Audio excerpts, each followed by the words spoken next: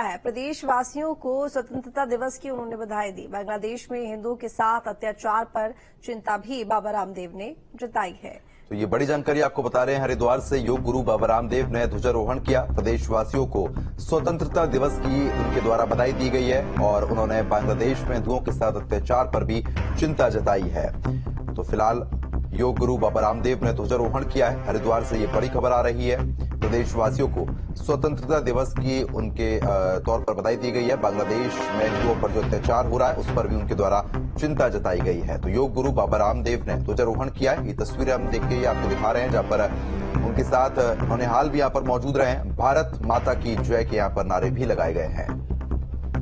बिल्कुल, कार्यक्रम में कुछ बच्चे भी मौजूद रहे और इसके साथ ही सभी ने यहाँ पर जय घोष भारत माता की किए और साथ ही स्वतंत्रता दिवस की प्रदेशवासियों को बधाई भी दी गई है योग गुरु बाबा रामदेव की तरफ से।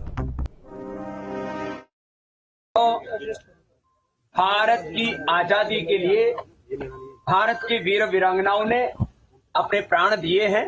भारत की एकता, अखंडता, संप्रभुता और भारत की आजादी की रक्षा के लिए भारत ने अपना पुरुषार्थ और पराक्रम किया है।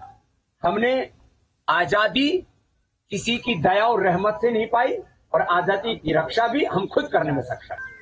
देखो, जो बांग्लादेश में हुआ, जो इससे पहले श्रीलंका में हुआ और अलग अलग मिडिल ईस्ट के कुछ देशों में हुआ, इसमें वैश्विक ताकतें अलग अलग प्रकार के षड्यंत्र करती रही हैं, आगे भी करेंगी।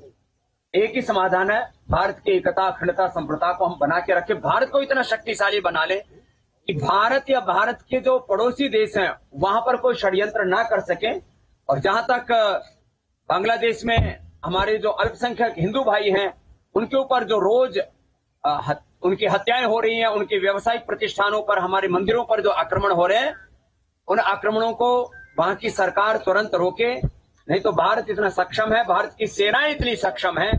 हम राजनीतिक दृष्टि से, कूटनैतिक दृष्टि से, सामाजिक और वैश्विक दृष्टि से आज इतने शक्तिशाली तो हैं कि हमारे निर्दोष हिंदुओं पर कोई अत्याचार नहीं कर सकता।